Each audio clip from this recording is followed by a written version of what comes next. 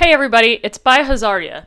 This is the interview that I did with T. Sutherland, the author of Wings of Fire, for the last virtual event of her Dangerous Gift tour. It was a complete honor to moderate this interview, and I really tried my best to get some of my own questions answered and also pick the questions that I know a lot of people in the fandom have wanted to be answered as well. This is also the first time I've ever had my face on camera for a public event, so it was really nerve-wracking, but I did get some confidence from this, so maybe I'll try to do more streams and things with my face in the future. I guess we'll see. Anyway, without further ado, here's the stream. Hello, everyone, and welcome to our virtual event for the Dangerous Gift by T. Sutherland. We are also joined here today by someone you might know from the community, Biohazardia. A couple things before we get started on the super fun stuff. For all Books of Wonder events, we expect all participants to maintain a family-friendly atmosphere inclusive of respect and fairness. Anyone who violates the standard of behavior, including engaging in any form of harassment, inappropriate language, or disruptive conduct, will, at our discretion, be immediately removed. I have a couple short bios to read for our fabulous guests today. So, introducing T. Sutherland, she is the author of several books for young readers, including the Menagerie Trilogy, the Pet Trouble series, and 3 books in the best-selling Seeker series as part of the Aaron Hunter team. In 2009, she was a 2-day champion on Jeopardy! She lives in Massachusetts with her wonderful husband, 2 adorable sons, and one very patient dog. To learn more about Tui's books, visit her online at www.tuibooks.com. And then we have, of course, the fantastic Biohazardia. She is the dragon and fantasy artist online. She has been part of the Wings of Fire fan community since 2016 and is known in the fandom for her bright and colorful Wings of Fire fan art. She's a bioengineering PhD student studying tissue engineering. And one more thing before I pass things over to these two. If you have not purchased your signed copies of The Dangerous Gift, there is a big green button directly below us. Give that a click. You will get your signed copies, and you will also be getting a tattoo sheet inspired by Wings of Fire, which is super cool and exciting. If you have questions, Bio will be going through those throughout the event. Those are going to be directly below the green button in that Ask a Question box. So if you have questions, make sure they make it into that box, okay? This chatting's moving fast, and we don't want to lose anything. All right. I am going to pass things over to you two. Give a holler if you need me. Thank you. Thank you so much. Yay! Hi, how are you? I'm good. I'm nervous, but I'm good. I'm nervous. It's going to be on the chat. Oh no, did you lose me? I can see you. I can hear you. Just cut out for a moment, but that's all right.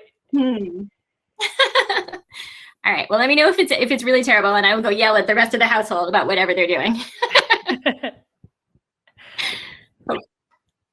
Hi. Oh no, go ahead. I was gonna say, should I just jump into questions or? Sure. I mean, I guess that's why you're here to help me manage all these questions. How have you been doing lately with the vaccine rollout? Are you thinking of getting one soon? Oh, definitely. I can't wait. I'm so excited. It's actually hilarious because I don't know what lists I'm on, but I feel notification. It's like, are you eligible for the vaccine? And when I click on it, it's like, no, you're not eligible for the vaccine. I know. I'm like, stop torturing me. I'm really on the line because I'm in health sciences and in government, but at the same time, I'm not actually a health worker. So I'm I'm eligible, but I'm is it morally right for me to get one, especially because I'm young and everything? So yeah, I'm sort of but at least my parents have gotten one, which I'm very thankful about. Mine too. They've gotten both of their shots, so they're going to be our little superheroes going out and doing all our shopping. they're partying. Totally. And my mom's like, pickleball, here we go. It's pretty funny. Yeah, she keeps trying to find loopholes for me. She's like, you're a PTO volunteer. I'm like, yeah, who sits at my desk and writes the newsletter every week? I don't think that counts, Mom. No, but April 19th in Massachusetts is when the rest of us are eligible. So I'm just hanging in there.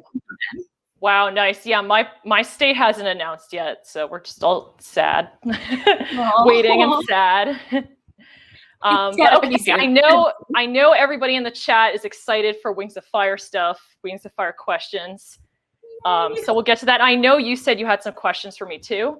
Yeah, I do. So let me ask a couple questions first, and then you can totally lay it on me, because I have always ever since I met you, I've brought books of questions to your events, so I deserve to be asked. You deserve to ask some for me. Excellent. So the first one that we talked about is, I know lots of people are really hoping for more LGBT representation in Wings of Fire, specifically gay male relationships. Like, everyone's so happy about Sundew and Willow, but perhaps like men and men relationships, or potentially even trans or non-binary characters.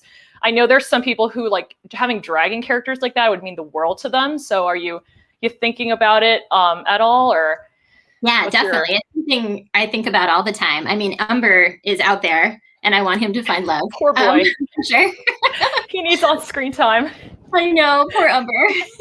Like hiding in the reeds. Maybe he's out there having a magical relationship, and we just haven't gotten to see it yet.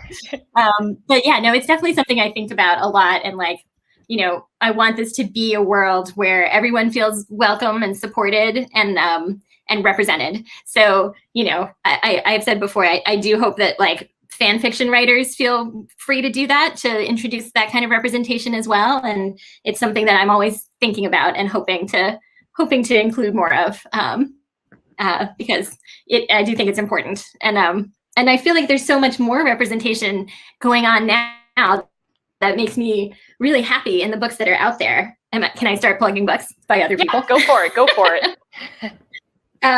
This is one that I'm about to start reading. This is Cemetery Boys by Aiden Thomas. This is supposed to have really good trans rep. I'm very excited about that.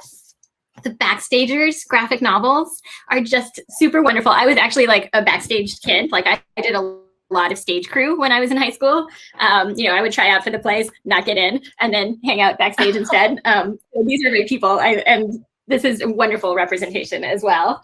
Alex Gino is, I think, one of the best voices out there for representation for trans rep and non-binary rep. And same with Case and Calendar, who does a whole lot of these things and is somebody that everybody should be paying attention to, I think. And then the Tea Dragon Society for people who love dragons. I really want to read that one. Oh my God, they're so cute. They're graphic novels, and they have the cutest little dragons. Oh my gosh, it's like completely different from mine, but look at these cutie pies. Oh my gosh, they're so cute. I love the creativeness of like putting the little aspects of like the different teas and the dragons. Yeah, and like giving them all different like tea names. Oh my God, it's just the cutest thing, and you just want to hug all of them. And then yeah, so these books are very wonderful for both representation and for dragon lovers. And then I just wanted to also mention Shauna McGuire's Wayward Children series. This is technically for adults, and there are some pretty dark things that happen. So if you're like not into the dark stuff, maybe not these books yet. But if you're a little older, I think they're pretty wonderful, honestly. And there's a great trans boy in these, and it's about kids who like have gone through doorways to other worlds and then come back, like Narnia, but they're all like kind of, she made them up herself. And they're all just wonderful. Like they're all kind of dealing with what they coming back to the real world and wanting to be back in their fairylands or wherever they went. So it's a great series. Yeah, those all sound really, really good. I definitely want to pick up Tea Dragon Society. Yeah, they're very cute. So yeah, going off of that, I remember that you mentioned like if you did have like trans or non-binary representation, you'd want to do some research and like talk to people about it to like, make sure that you get it right. So like, I'm wondering like what sort of research did you do for Sundew and Willow? Sure. Well, a couple of things. I did have a sensitivity reader read it for me. Okay, nice. Yeah, because I was like, I don't know what I don't know. There's a part of me that's like, I've fallen in love. I know what that feels like. And this isn't a world where that is harder for that community. So everyone is just allowed to love whoever they want. So I felt like that wasn't one of the things I had to worry about, but I did want to make sure I wasn't missing something. So yes, I had a lovely reader check it for me who was very helpful, just to make sure I didn't get anything super wrong. But I feel like it's a little more complicated with trans representation. That's not something I've experienced. So I do want to make sure I get it right if I ever do it. Yeah, no, for sure. I think, yeah, definitely having like trans readers like read that would be super helpful. Yeah. Okay, so this is one that I know a lot of fans are interested in, because I know that anybody, if you ever comment or see anybody's like artwork or stories or animations, it would make their day. I know it made mine when you saw some of my stuff. So I know you said that you go on like Google Images and DeviantArt sometimes to look at Wings of Fire art, but have you ever gone on YouTube to watch any like animation projects or anything like that? I know you're aware of the Roblox, but yeah. I am. I mean, I already feel like I spend too much time on the internet and not enough time on my writing. Like, and it's probably less than a lot of people, but procrastination nation. That's right. So no, I actually haven't watched any of the YouTube stuff. I know that there's a lot out there, but I, and I'm so glad it is out there, especially like for people who love to draw. Like, I can't draw at all, and I know they're like, from people like you, like walking them through it, right? Is that the idea, like showing what you do? Well, it's sort of like, I do post tutorials myself, but like there's a lot of these really cool things that people do. Well, they'll take a song and like a bunch of animators will animate maybe like a 10-second portion of the song. And like, there'll be this big like collaboration project where everyone will come together and they'll make this whole like music video of Wings of Fires based on a song. Oh my God. And like, awesome. I know people would be so happy. Like if you just search like Wings of Fire animations or something, like I know you like watching TV. So this is why I thought of that, because like you'd be able to see animations and like cool, fun, like, music videos of your characters. And like, I think that you would enjoy it. And I think it would mean the world to those fans too. So okay. I wasn't sure, but if you have free time, you're bored, just like go on YouTube, search like Wings of Fire animations, and you'll probably be really entertained. This is dangerous. It's dangerous giving me more ways to procrastinate. Amanda's gonna come after you. Oh gosh, I'm scared. I'm just kidding. I will. That sounds really awesome. That's incredibly cute. I can definitely recommend some also to you after. Yeah, that'd be super good. All right, so next question. This one's got a small spoiler for book 14, and you're going to ask me, why would you say this afterward? But in Prince Arctic's Winglet, it's mentioned that the Icewing royalty have their heads mounted on a wall in a hallway and their dead bodies are thrown into the sea. So I assume Queen Glacier is on this wall, unfortunately. And how traumatized are Snowfall and Mink? Okay, this is hilarious because this came up actually as we were working on the Wings of Fire guide that's going to come out. Oh, nice. Next year, we think. We were one of the people helping me with it went through and it was looking for like any details about like Icewing culture and Icewing history, and she pulled out that note. She was like, "Oh, so royal heads are mounted on the walls," and I was like, "Who wrote that? That's appalling." I was like, yeah, that's pretty grim. But on the plus side, it was like 2,000 years ago. So what I have decided is that shortly after the Winglet that we read, basically when the next queen was in charge, they had a little conversation where she was like, let's maybe not do that anymore. That's like kind of horrifying. So if it helps to know, by Queen Glacier's time, we're no longer doing that. There is no Queen Glacier staring at Snowfall and Mink all the time. I was wondering about that because I was like thinking about, I'm like, oh my gosh, they must be so traumatized. I know, right? No, I think, every once in a while I try to put in something that's like really grim and dragony, and then later when I get into like teeny tiny characters having to deal with it, I'm like, oh, how do I make this less traumatizing? It's a balance. It's a balance. I'm always trying to walk the line. I know, and then there's all those heads outside Burren's fortress too. So I assume Thorn would take them down. Yes, she totally did. But because she probably knows some of those dragons. Yeah. All right, next one. So you have a lot of book recommendations, which like you just showed us a bunch of awesome ones, and like I know you have a ton on your events page, and I know you like to talk about themes that you like to see, but what sorts of themes do you not like to see? So I know like you once ranted to me about how you don't like how Lost didn't have free will, and you were very upset by that. So like what sorts of themes do you like dislike to read in a book? Like that make you be like, I'm not gonna finish this. Oh, that's so interesting.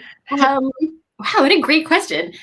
I guess one thing I have noticed about the books that I tend to quit are the ones where the characters are really self-pitying, but not just that they feel bad. I think it's okay for characters to, be in tough situations and feel bad, but when they take it out on other people, when they're just like cruel to other people because they feel bad for themselves, that always makes me feel very like I don't know, I just feel bad for everyone around them. So I have quit a few books because of that. Like and there's like there's a genre of adult books of like people who are just like having sort of middle-aged malaise, like that I find not quite so interesting. This is why I love YA and middle grade, is because it's mostly about people who are like still out going to change their lives, save the world, and they like believe in themselves. Like the books where the tenor is where no, there's nothing you can do, you're just stuck in your terrible life. I'm like I've definitely found that with some like of the kind of like set in the real world like middle-aged like adult books, that they tend to be just very slow. Yes, I totally understand what you mean by like the middle-aged malaise thing. It's like come on, go get up and do something. Here's a great quote from like I think it's C.S. Lewis, who wrote a whole thing about fantasy worlds. I'm trying to think if I have it here. Yeah, it's probably in one of these, where he talks about like how when he started out, he was like trying to write adult books. So he was like, okay, so nothing can happen for the first 50 pages. It just has to be like people sitting and having boring conversations. Like I have to keep it. And then he was like, wait, I think I would rather write children's books, actually. So, and then those are the ones that became quote, but famous. it's pretty awesome. Right, yeah. And it's true. Actually, Lion the Witch in the Wardrobe like jumps right in. Like the action starts in like the very first chapter. It does. It really does, yeah. Okay, so I'll ask one more question, and then I remember you had questions for me. So there's tons of poor Mudwing fans. I know you've been asked about this a lot, but many Mudwing fans who are sad about no Mudwings. I know we did have a little bit of a Mudwing on screen in book 14, but will there be more Mudwing lore or like another book about Mudwings? I know that you said the guide has like a good chunk of Mudwing stuff. Yeah. Any hope for the poor Muddy fans out there? Oh, Mudwing fans, I love you. It is a really good question. Like they haven't quite fit into what I'm doing, and like I said, I keep wanting to go back to Umber and Sora and what's going on with them. So I don't know yet. I do know, like you said, it is going to be in the guide. I've written a whole Mudwing story for that I think that will like answer some questions and like give you more of a glimpse of like what regular life in the palace is like there. Oh, yeah, people would love that. They like the regular, like just regular life. What's everyday life like for like, normal civilian Mudwings going about their day? Yes, exactly. Because I think it's kind of, the whole reason I wrote that is because I'm so like attached to my own sister that I was like, wouldn't it be interesting to have a society where like sibling is your most important relationship, and what's that like? So yeah, no, I love the sibling so I do think in the Mudwings. there's yeah, it's just, it makes them so unique. I do definitely agree, like having the whole society based around siblings when like, especially the Dragonets of Destiny were so like parent focused. It was very interesting, but I really like how like at the end of the first book, it's sort of tied back into like their like found family, they're siblings, sort of, as well. Yeah, absolutely. I do think that found family is one of my favorite themes. So, all right. So I know you said you had questions. What questions do you have for me? And I'm like, oh yeah. Oh, I was just curious. I was just curious because I love your art, and I'm going to show off some of it if that's okay, because I have my beautiful bag that you gave me the first time. Oh my gosh, you still have it. And what's funny is I gave it to you. I remember I gave it to you way back on the day that book 11 was released. Oh, And wow. funny enough, all the protagonists lined up. It's all the paternal protagonists. I'm like, Oh, yeah. somehow I guessed it. I don't know how, but Yeah, you're totally right. And Luna. Oh my God, that's awesome. Yeah, and I have the one you gave me, I think last time I saw you, which is the Dragon Slayer one. Oh yeah, because it's Rose and Smolder, I think. Excellent. Yeah, I mean, honestly, Rose. I actually like. It's funny. It could be. Sorry, go on. Yes, that's uncommon. I actually bring this one with me to all my events. Like, I carry this around. It has made it a little harder to like wander anonymously through festival crowds because they're like, wait. I like, easier to spot me, but that's okay. I'm really glad you used it. I remember when I was thinking of getting something for you, actually, like I was really worried. I was thinking of either getting you a bag or a pillow. And some people are getting her a pillow as a joke, but I'm like, well, what if she doesn't want to put it in her house? Like, wouldn't that be awkward? And then somebody else was like, no, a bag is practical. Get her a bag. That is true. That is true. I mean, honestly, I love bags and pillows. Both of those are very on brand for me. So, but I love this. I love this bag so much. Do you have like a favorite tribe that you like to draw? Are there like particular tribes or dragons that like are favorites for you? That's so I'm definitely, I think, most familiar with drawing Nightwings, just because like I kind of got into the series with Darkstalker Legends, so I drew a lot of Darkstalker and Clearsight and things like that when I was like kind of starting in the fandom. So Nightwings are very comfortable to draw. I also really like Rainwings just because they're like so colorful and they don't have, this is sort of an artist thing, but like plated scales are like difficult to draw. Yeah.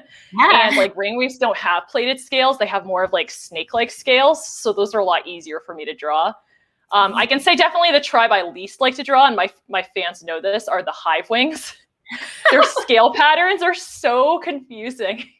And then also with the like banding stripes, it's just like, it's so hard to like get the perspective. And I'm like, and the like crazy wings. The wings are also, I would think. Yeah. The double wings are always harder to fit in as well. So, yeah. Oh, I like drawing sea wings too, because their glow scales are really fun. Oh yeah. Yeah, that's been interesting to watch in the graphic novels, to see how he deals with the glow scales in those scenes. It's been really fun for me to see. Yeah, no, those look really cool. Mike Holmes does a great job, and Marta does an amazing job too. Yeah, with the colors. Oh my gosh. Yeah. What was my other question? Oh, I was gonna ask, because people are always asking me for like advice on drawing dragons, and obviously I have none because I can't draw at all. So I was just, I guess you mentioned you do tutorials, but like if people are trying to get better at drawing dragons, do you have any advice for them? Yeah, so I do have tutorials on my YouTube for like drawing some of the Wings of Fire dragons. I think one really good thing as well is to actually like trace like Joy Yang's drawings, or like trace the artwork of an artist that you like, but do not post that unless you have the permission of the artist. That's definitely something pretty big. But if you trace, like if you're really like starting from like scratch and you're like, I've never drawn anything before, but I really want to get better at it, like actually like kind of just tracing artwork and figuring out like how the shapes sort of fit together will really sort of like help you start to like figure out, okay, this is like how a head sort of goes. Like these are the shortcuts to drawing wings. Like, yeah, like I know some people aren't fans of tracing, but I definitely am, as long as like, do not post it unless you get permission. And if you do post it with permission, then credit the artist, the original artist. Like I usually let people trace my drawings as long as they post with credit, because I know it really, really helps young artists. Mm-hmm. Another trick, which your teachers might not thank me for, is doodle in class. I'm sure many of you guys already doodle all over your homework and all over your class notes, but doodling in class is just like a good way to practice. And like, I mean, you're sitting and maybe you're bored. Also listen to your teacher, but like, doodle too. Yeah, I think it's actually really helpful. I mean, I doodled all the time. I mean, my doodles were dreadful. My doodles were like little alien monsters, but just to, like have something to do with your hands so your ears can be listening at the same time. I think I'm all for it. Especially right now when they're on Zoom. Oh my God, all the kids on Zoom, like who are just super fidgety, I feel like need to be with their hands at the same time. Yeah, no, Zoom is definitely very difficult when you're not in like an actual class setting with people.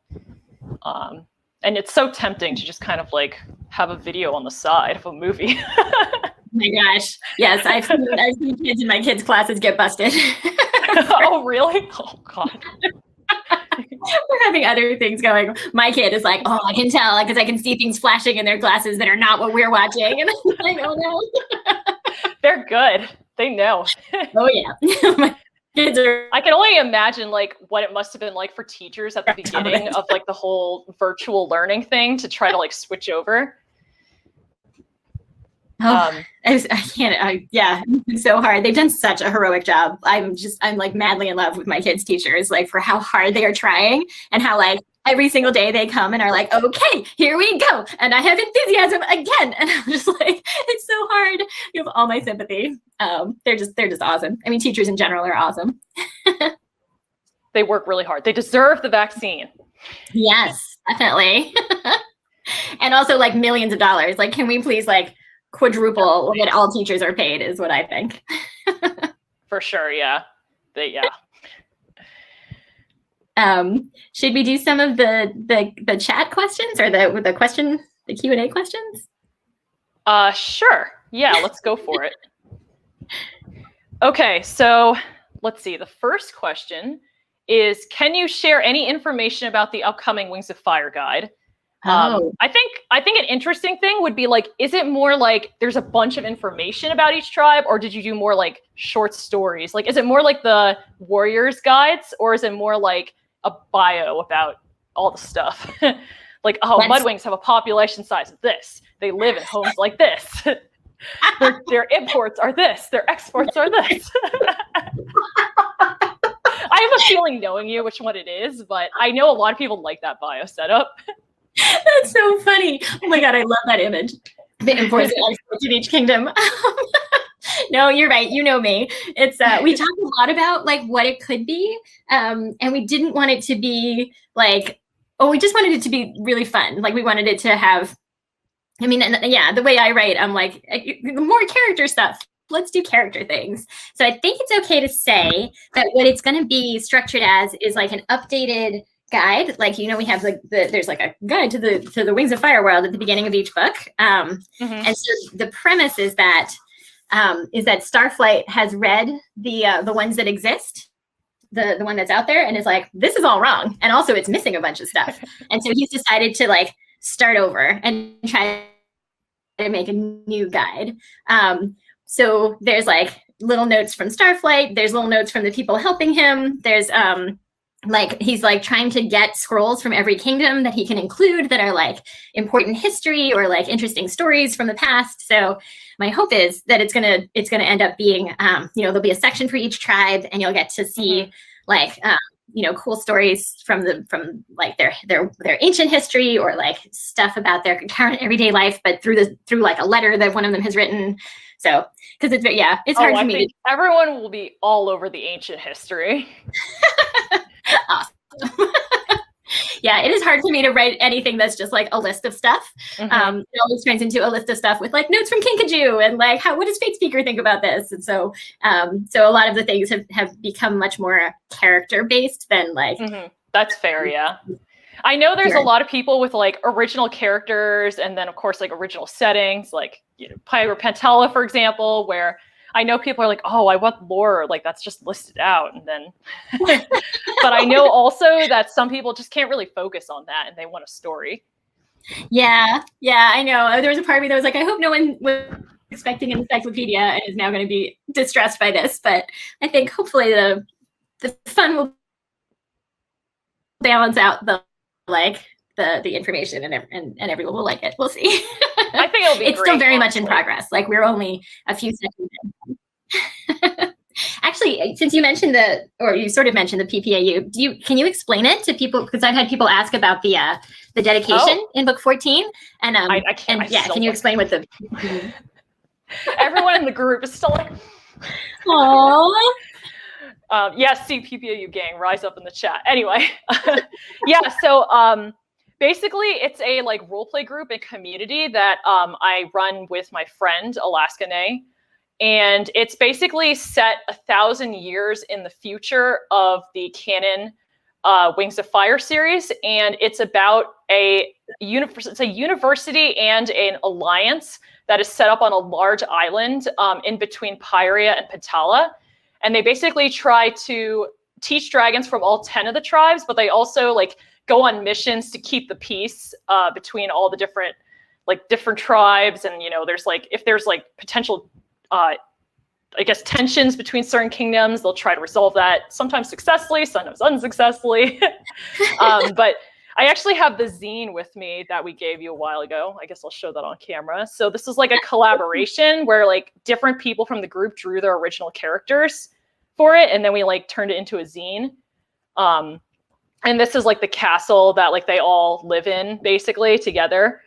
Yeah, so it's like a community and about artwork and writing, and it's about Wings of Fire, but also set in the future. And I have to ask, in book 14, you mentioned there's a very large island in between Pyre and Fatal. Is that It's a shout out. It totally is, yeah. Okay, because yeah, we caught on to that and we're like, I just love that idea. I think that is so, I mean, that's my dream, is all the tribes coming together and learning and from each other. And I think that, and I love that there's all the people in your community working on this story together and coming up with OCs. I think that makes me really happy. So, so yes, that's your idea. Absolutely. We definitely have had a lot of applications since the group came out. People came out, so I've been working to accept people. Oh gosh. But yeah, anyway, getting back to the questions that people have asked, is there ever going to be a reference for the Beetle wings, perhaps in the Wings of Fire guide? Yeah, maybe. I think that's one of the things we're talking about is how do we do ancient history for the silk wings and hive wings, given kind of what's happened in the last few years in their world. So if I can go back and but there's also, I feel there's a whole other story back then about who fled from Pyria to Pantala and why in the first place. And I haven't figured out when I'm going to tell or how I'm going to tell that story. So I was should I put guide or a novel? Right. That's what I'm trying to figure out is because I started thinking about it for the guide, and then I was it feels like a bigger story than this. So, but I haven't figured out with Amanda whether that is a whole book of its own or how to fit it in. Fair. But anyway, it is on my mind. I am thinking about it. Okay, nice. Yeah, I know a lot of people are really interested in the Beetle wings in particular, and what they look like, especially a reference. I know there have been some fan references that have been really interesting. Wait, I lost you for a minute there. Oh, I know there's a lot of people who are really interested in the Beetle wings and especially what they look like, because people are trying to put together silk wings plus hive wings equals what. Awesome. Yeah, I'll have to think about how to explain that. And maybe get Joy to draw me something. Even with the silk wings and the hive wings and the leaf wings, I could kind of explain it in words, but it wasn't until she drew it that I was yes, that's what I meant. I know. I love how Joy Yang makes it so that all the dragons sort of feel like they could have come from a common ancestor, but they all have their own unique features as well. Yeah, she's amazing. She's good job. Okay, so next question, are there any characters in Wings of Fire that have autism? So the person said that they noticed some traits of autism and Whiteout in particular and Cricket, possibly also Starflight and Moon. So are any of them on the autism spectrum, or did you do any research for that when you were making any of these characters? I don't want to say they are exactly this, because I don't want to be doing it wrong. To me, everyone is a little different. They definitely, I would say Whiteout is the most atypical, neuroatypical. And that it's a little different because they're dragons, but I do in my head, yes, some of them are, but I don't, I haven't I don't want to spell that out and get it wrong. You know what I mean? So, so I just, yes, I think all of their brains are a little different in some ways. Does that make sense? Yeah, no, that definitely did. Yeah. Yeah, I think definitely having like, we were talking about LGBT representation before, but also having like a neurotypical representation as well, like it means a lot to people. Like I know a lot of people find like Whiteout as like sort of a comfort character because they really relate to her. Yeah. Yeah. Yes, I hope so. That was definitely on my mind. That's really nice. Is there, okay, so again, slight spoilers for book 14. So in the Forbidden Treasury that Snowfall is in, there's this item called the Gift of Understanding that Snowfall's like, understanding? I don't care about understanding other people. Is there any information you have about it? Or is it just kind of one of those seeds they put? And I also have to say, it's my theory that it lets them understand scavengers. That's my personal theory. They were going to use it in the book, but. So, gosh, what can I say? If you say it's a spoiler, that's fine. You're allowed to be like, this is a spoiler. It is like, well, you kind of said the word seeds, and that is something where I have all these like other stories going on, like in the background of my head that like I try to plant the seeds for in the hopes that I can eventually come back to them. And that is one that's connected to something I actually started writing and haven't finished. So I can't explain it because it would be a spoiler, but it is definitely a seed for an idea that may eventually turn into something. But I'm glad someone noticed it. That was definitely, I was like, sneak this in here and see if anyone.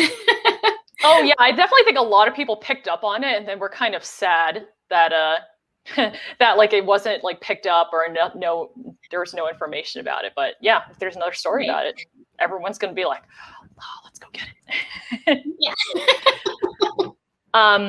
Here's a question that's being asked a lot in the chat, but I know a lot of people have asked you about it at other events.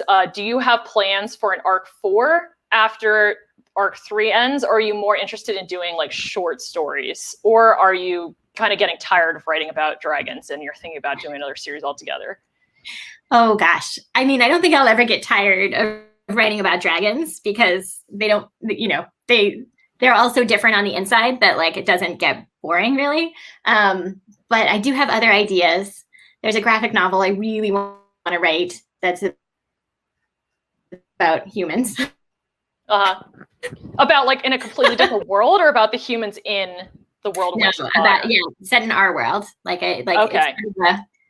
It's sort of a love letter to the fans. So it's like about humans who are readers and artists and and writers. So we'll see if I get to do it. I always have like 8 different things in my head, and like which ones get finished is sort of a matter of like who asks me for what and what ends up having a deadline. So that's why book 15 so is Amanda's decision. That means we're gonna get our Ghibli X Winter fan fiction soon.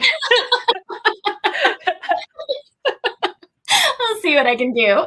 I don't know yet about a 4th arc because like 5 books, I'd have to have something that would carry me through. Like it was very like when I got the idea for book 11, I was like, oh, I know, like even if I don't know all the details of the plot, I do know where it's going to start, and I know what the themes are and the characters that I want to get into in these 5 books. So that hasn't happened yet for an idea for the next, but this is around like usually as I'm writing the last book in the series is when I start figuring something out. I do have ideas for other related books that would maybe stand on their own. So I remember in quite a few interviews you've talked about how you have ideas for like, oh, the tree wars and this whole like thing with Glory in the rainforest, and then like what happens after Dragon Slayer. I'm like, oh, there's so many single books. Yeah. I don't think that anyone would be sad if you took a break and wrote those as well. Oh, thank you. Thank you for saying that. I mean, I think in general, fans will support you with whatever you decide to write, but. Well, thank you. It is always weird to be like, but if I don't write 16 through 20, like, it's like jumping off a moving train, so what if the train leaves me behind? But I do know that Wings of Fire is like a big moneymaker for Scholastic. I actually remember reading an article with some people where it literally said, Scholastic saved by the sales of The Poison Jungle, which like did really, really well this season. like it saves their quarterly like revenue. I know I'm getting into adult language. I'm sorry, you guys. That's so funny. I don't think I saw that. That's really it was like it listed Poison Jungle like alongside a couple of others, but it was like these are the books that kept our revenue alive. And I'm like, oh, so Scholastic might want to continue. I mean, I'm so grateful to Scholastic, the like support they've given these books and the covers they've given these books. I mean, and just the people working on, like, everyone behind the scenes is like, I just love them all so much. So, you know, this is probably the first series I've worked on where I feel like I can just keep going and like they're not going to stop me. So at any point. So I am happy that it works for them as well as it works for me, you know, because they're so lovely. Okay, here's another question about representation. Are there any asexual or aromantic characters? This person said, despite me generally being a major character shipper, I do want to see a character who does just 100% not really want to be in a relationship, anything other than something platonic. Yeah, I saw that question. I thought that was really interesting. Like, I think there are definitely characters, you know, who are not interested in relationships at the moment.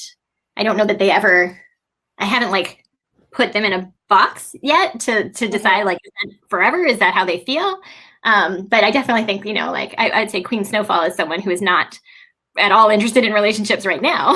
But yes, no, I haven't like zeroed in on a dragon that I would say like is specifically that asexual or aromantic. But I think it is an interesting thing to think about. I mean, clearly there are people out there who... Yeah, no, for sure. And they definitely would be, again, happy to be represented. It would mean a lot to them.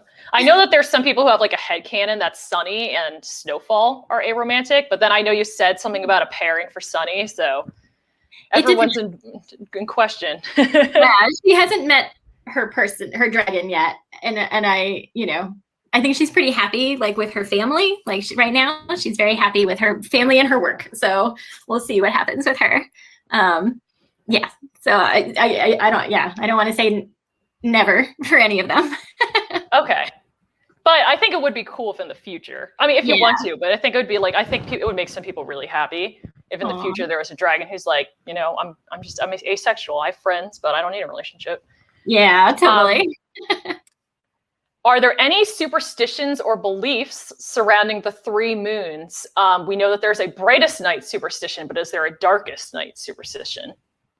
Oh, interesting. For like when all the 3 moons are new moons, so there's like no light in the sky.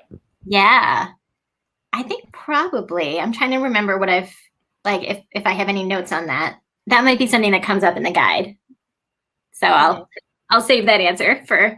Okay, yeah, I think people would find that super interesting. Yeah. Oh, here's another Mudwing question. How do the Mudwings name themselves? Do their parents write the names on the eggs? Do the big wings name their siblings? Since they're all hatching alone, how do they name themselves? That is an answer you will get in the guide. That is okay. We find that out in one of the stories. Yes, no, you'll find out in the guide. That's definitely a question that I've been asked before, is like, for like the PBAU lore, and I'm like, I don't know. I think Tui needs to answer this.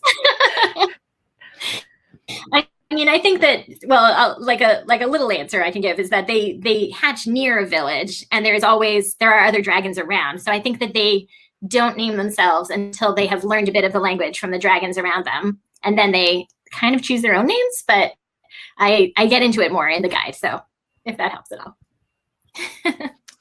All right, since you're coming up on finishing the 3 arcs of Wings of Fire, do you feel that you've told 15 different stories or only 3 different stories among the 3 arcs? I feel like 15 because to me, the books are more about the characters. So the fact that it was 15 characters, like each of them has their own like journey that they go through, and they each save the world a little bit their own way. So yeah, to me, it does feel like 15 different stories, even though they're like connected. Does that make sense? I mean, I could definitely see that because they're like all the different individual stories of each point of view. Like they definitely all have their own story to tell. Yeah, exactly. Let's see. This is another kind of guide question. So again, it might just be in the guide. But will we get an expansion on the tribe cultures and customs? For example, Skywings believe in reincarnation. Sandwings have festivals. Icewings have their great ice dragon mythology. The Wings of Fire world has so much potential for all this. Will all this stuff be in the guide? Yeah, I hope some of it will be. We're still working out exactly what will be in each section, and so some of it might be like, I think it would be kind of cool for the Icewing section to have like a story from their mythology about the Great Ice Dragon. But I don't want to promise anything until we have it all worked out yet. So that's fair. So, but I think that's out of curiosity. How many people are helping with the guide project? I know it's like you and Amanda, but is anybody else also working on it? Uh-oh. I think you might have cut out a little people bit. who were on the Wings of Fire forums a long time ago. Oh, can you hear me? Yeah, I can hear you now. I'm still here. Yeah. Okay. There's a girl named Sarah who was on the Wings of Fire forums, one of the moderators for a long time. Yeah, you actually might have met her because she was at the DC event, I think. Oh. Anyway, like, yeah, a long time ago. But anyway, she's lovely and also like kind of a Wings of Fire expert. So yeah, she is definitely doing a lot of the like the research and like some of the like helping craft the stuff that's going to go into it, which is very helpful, especially right now when I'm supposed to be working on book 15. It's like it's a huge project and you're working on book 15. So I totally understand. Like, it's just helpful even to have people to organize things.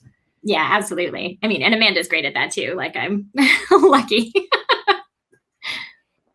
Hold on. Next question. Oh, do you have any other plans to have a fan character in the series or like a character raffle, like with Typhoon? Man, the problem has always been like the timing of it, because like the books get written so fast that like that I haven't got anything figured out, and I'm not sure I'll have time to put one in book 15. It's something I think about a lot, and then I'm like, how do I structure this, especially as a person who's like not really on social media very much? Like, how do you set up a contest? I'd have to do something. I'm pretty sure you could get, maybe Talon could do it, or like I don't know how you would like be able to like get everyone to donate the money in like a safe way. Yeah. But like, I definitely think there could be ways like you could organize it on like some sort of platform. Yeah. And I think people would find it really cool. And then you could make it like, you know, $10 per person, and you could like donate, and then like all of it goes to charity. And then like it's like a raffle, as opposed to like an auction where it's like only the richest person can get their character in. Yeah, no, that was exactly what I was picturing, was like a more of a raffle style if I do it again. I mean, yeah, I'll talk to the behind the scenes people and see what we can do, because it also is like, if it was say book 15, like who, like I can't fit all kinds of dragons. I anyway. understand what you mean. But if it was in the guide, you could maybe. That's true. Ooh, yes. I completely understand what you mean based on the book 14 spoilers. Which I think we're going to save till the end. We're going to do maybe like some, for anyone who hasn't finished book 14 yet, we'll do like a couple of book 14 questions at the end, maybe, if we have time. Mm-hmm. Right? Okay. Although it's actually, we're almost finished. We've only got about like 12 more minutes left, which is pretty crazy.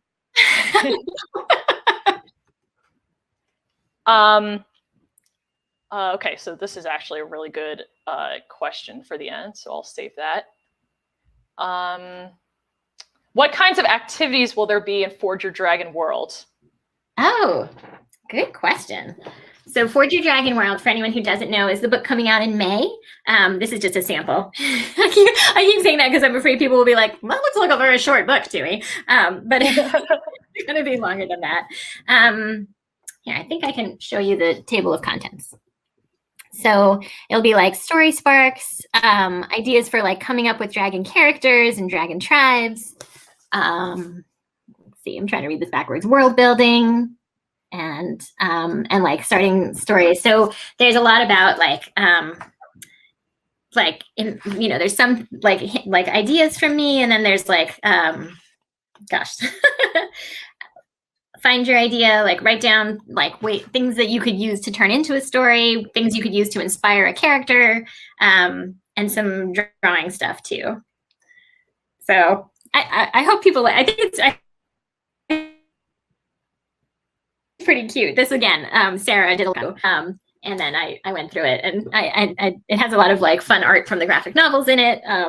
So I think for people who are looking for inspiration to get into fan fiction, that hopefully will be fun for them. Nice. Yeah, no, I'm pretty excited for it. I know it's sort of geared towards, I think, younger people from what I heard, but I think honestly everyone will enjoy it. I hope so.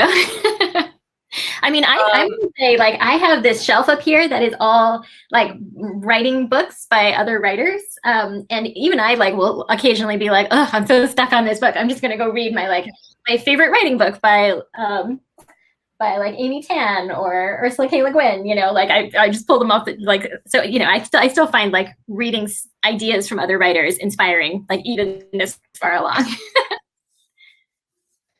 Let's see.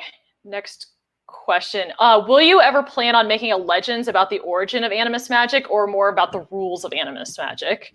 It's something a lot of people are interested in. A lot of people like to make Animus OC, so. Yeah, I don't currently have plans for that, for an Animus Legends. Or like maybe you could like fit it into the guide. Yeah, yeah, maybe. But it's also tricky with magic because like to like pin it down too much, I worry like, I don't know, it makes it like, where did magic come from? Oh, I don't know. I think it's such an interesting thing to think about. So anyway, I'm sorry, that's not a super great answer. But so it's not, no, that's fine. If you're not thinking about it, that's a legitimate answer. I want to keep it secret.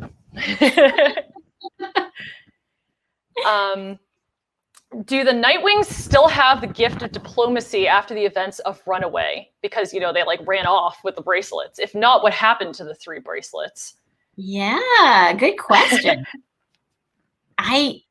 This is the kind of thing where I do take notes as I'm going along. Like I like to track where things are because I'm always afraid I'm going to lose things. So I have notes about this somewhere, but I don't know off the top of my head. Yeah, I feel like they were lost over time, but they're around somewhere. And that would be an interesting thing to maybe come back to. But yeah, so I'd have to look it up. I'm sorry. No, that's totally fine. I definitely understand it's hard to keep track of things in the world.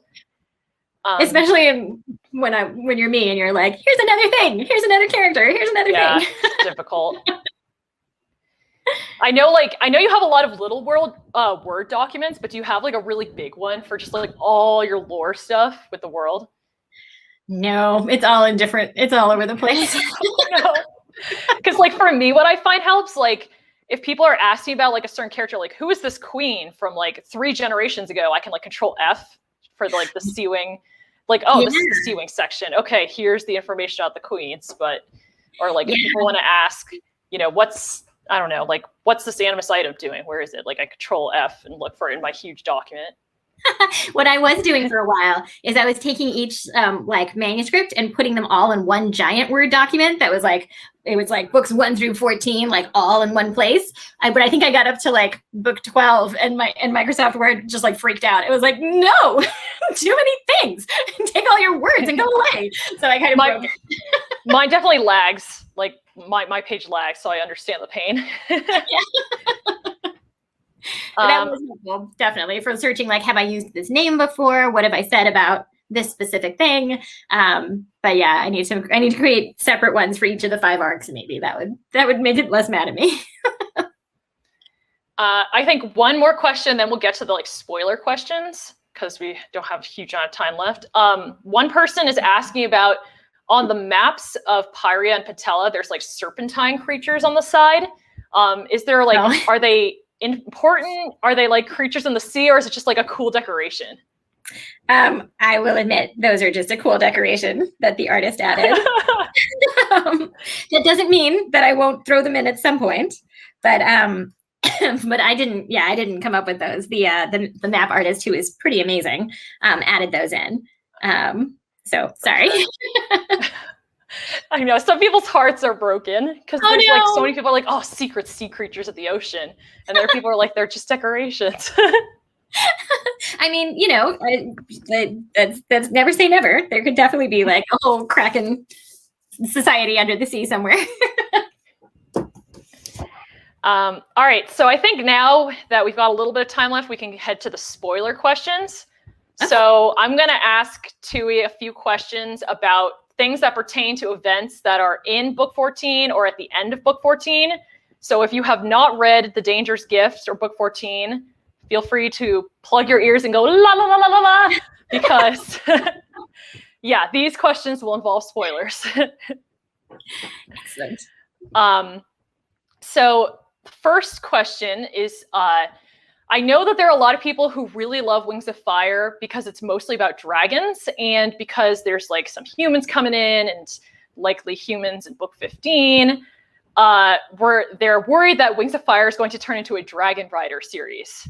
So other than like the Dragon Slayer arc and after like the finale of arc 3, are you planning on making humans a major component of the series? Like, is there thoughts about arc 4 being about like dragons and humans coming together and like the misunderstandings? Or you think it's just going to be like they coexist, but the dragons are going to do their own thing?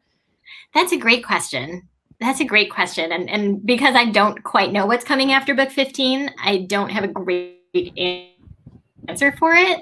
What was interesting to me, it's funny because I've talked about this before, how I'm super interested in like the characters that you don't know what's going on in their heads and then like getting inside of them and doing like the POV switch and like and that's like why I wanted to write this in the first place, is I was like, I want to know what all the dragons are thinking in these worlds where there are humans, and I want the humans to be the ones that we don't see. But then after writing a whole bunch of books about them, I was like, now what are the humans thinking? What's it like to be them? So I just kind of did that, and then it fit with my like sort of the theme of like trying to understand each other. You know, like I want the tribes to start, you know, communicating more and understanding that like, you know, not all sky wings are the same, not all ice wings are the same. And then I felt like starting to reach out to humans would also be really interesting. So that's why what happens in book 14 happens. But I feel like there's still going to be a lot of dragons who don't interact with humans, and will have their own stories going on. So, and I also feel like there's going to be some bumps in the road. The dragons who are like, nope, eating them anyway. Yep, I could definitely see that. That's why, I thought there's like potential for like a arc 4 idea about like humans and dragons coming together, the misunderstandings. The dragons were like, no, I want to keep hunting. Yeah. But, like at the same time, I also know there's fans who are like, I like a dragon-only book. Like Wings of Fire is unique for being dragons only, and you know, like I don't know if I want humans in the main series. Right, so I can totally see that. Yeah. I mean, I would say like the dragons are always going to be my priority because that's the whole heart of the series. For sure, yeah. I'm curious, about like I think there's potential for a lot of like dealing with interesting things in the like trying to build communication with like a species you didn't think was sentient before. Yeah, definitely. Next question. I know that because of the interaction between Sky and Snowfall in book 15, book 14, sorry, there's a lot of people who like ship them. What are your thoughts on this ship? I think that's really sweet. I mean, I will say it was definitely not in my head. Like there was, you know, but for me, I think Snowfall is not as much romantically attracted to him as she is like just sort of enchanted by his weirdness. Like she's never a dragon like him. Like he's so different and like kind of adorable to her. So it's not that, I mean, they barely know each other, so they haven't had a chance to totally fall in love. Shippers, they'll just like they touched hands. It's a pairing. I am like completely that person when I watch TV, so I get it. I'm like that about everything. So, but yeah, so for them, you know, there's a lot going on. They don't have a lot of time to like start dating and like figure out if they like each other. And you know, I'm not sure. I feel a little bit like Clay is sort of oblivious about that kind of stuff still. Like, I mean, I think he would be very startled if anyone told him he had a crush on him. He'd be like, what does that mean? Is it like how I feel about snails? So I think that, you know, they're very young, obviously, and have there's a lot yeah. of stuff that could happen in the future. But It'd also be loved difficult. It. Sorry? I was saying it would be difficult because poor Sky wouldn't be able to survive in the Ice Kingdom. This is true. There would be many obstacles that they would have to deal with. Yeah. But I like the idea of her having a friend who has no expectations of her and in fact would just like her the way she is. I mean, like Lynx is a little bit that too, but Lynx also like is very aware of what Snowfall has to deal with, whereas Sky is like, let's just hang out and talk about turtles. So I think that she kind of, could handle having a friend like that. Yeah, no, definitely. And then another question, this one's again more on the gruesome side. What happened to Jerboa 2? There's Jerboa 1, who was terrible. Jerboa 3, who we know, and then the mysterious Jerboa 2, who is just alluded to. I mean, I think I definitely intentionally left that unspoken because I don't want to get too grim. Just imagine the worst thing. Whatever your worst imagination is, that's it. Is that what or you don't want to imagine something happy happened and and they escaped? Maybe, I don't know. So yeah, I didn't want to get into that because I thought it would be nice and ominous to just leave it unspoken. Like what Jerboa do? People's imaginations definitely ran with that. Oh no. And another question was, will Snowfall ever get to have a talk with like Hailstorm about what it's like to be in another dragon's head? Because a lot of people like kind of saw this comparison with like Snowfall being pulled into other dragons' heads with the gift of vision, and then like Hailstorm lived like half his life as Pyrite. So like, will they ever be able to have a talk about that? That is really interesting. I mean, now I'm imagining it. It's hard because Hailstorm doesn't like to talk about it, but it might be good for him to like. What if Snowfall orders him to talk about it? She could totally do that. Come and have a chat with me right now. We're gonna get through our PTSD together. So I don't know. I think that would be really. I don't know if that could actually fit in the books anywhere, but I think that's a great thing to imagine. Two of them together. I mean, it was very winglet idea. What? It could be an interesting winglet idea. I know Amanda's looking at me for saying that. No, that is true. That's very interesting. Poor Hailstorm. So I see we are now over time, but Books of Wonder has not come in to stop us, so I could just keep going all day. Oh, there they are. Sorry, I was just waiting there. It is just about time for us to get going, unfortunately. Thank you all so much for your questions, though. Yeah, those are great. Thank you guys so much for handling the moderation of this and being in conversation with Tui. That was so much fun. Thank you so much for inviting me. Yeah.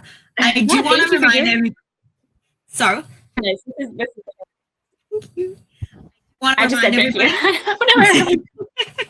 Sorry, sometimes Crowdcast gets a little cranky after the hour mark, and it's just like, no, I'm done. Leave me be. I do want to remind everybody before we depart completely, if you don't have your signed copies of The Dangerous Gift, when you order that through our website, you will get a cool tattoo sheet. And if you're missing any signed copies of any of Tui's books in hardcover from your collection, if you click on the link below us, we have all of her books in hardcover signed. So if you need anything for your Wings of Fire collection, click on the link. Other than that, I think we are good to go. Thank you all so much. Yeah, thank you, everybody. It was hard to read the chat as I was talking, but I definitely saw a lot of very enthusiastic screaming. So much love. Okay. Exciting. Yeah, I love you all so much. Thank you. Thank you, Tui. Thank you, Bio. It was lovely to meet you both. And thank you, Books of Wonder. Yeah, thank you, Books of Wonder, for helping host this. I can't wait to be there in person again. For sure. It was so wonderful spending this afternoon with you. I hope you all enjoy the rest of your Sunday. Yay. Bye.